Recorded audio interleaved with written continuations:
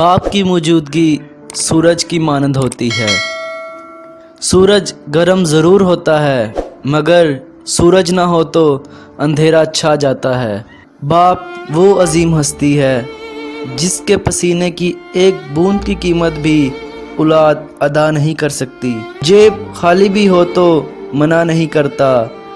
باپ سے امیر ترین انسان دیکھا نہیں آج تک میں نے، جس کے اپنے کپڑے چاہے 3 سال پرانے ہو جائیں لیکن خود کپڑے بنانے کی بجائے کہیں سے ادھار پکڑ کر بچوں کے لیے نئے کپڑے دلانے والے کو باپ کہتے ہیں۔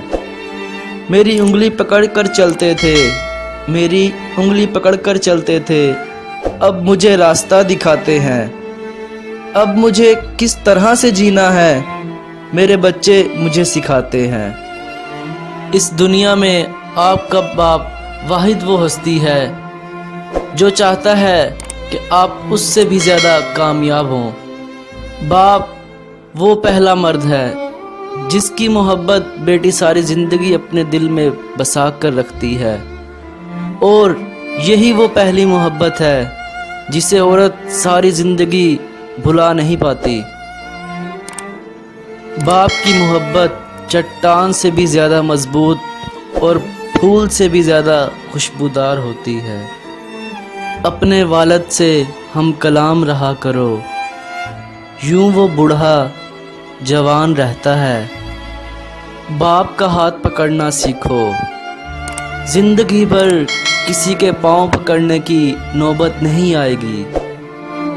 باپ کی دعا، حضرت محمد صلی اللہ علیہ وسلم نے فرمایا، ہر عمل کے لیے اللہ تعالیٰ کی یہاں پہنچنے کے لیے درمیان میں حجاب ہوتا ہے، مگر لا الہ الا اللہ اور باپ کی دعا بیٹے کے لیے دونوں کے درمیان میں کوئی حجاب نہیں ہوتا۔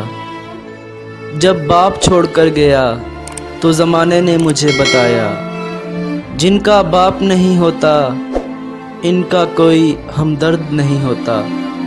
بوڑھا ہو گیا ہوں، تھوڑا وقت مجھے بھی دے دیا کر، بیٹھ کر 2-4 ہی سہی پر مجھ سے باتیں کیا کر۔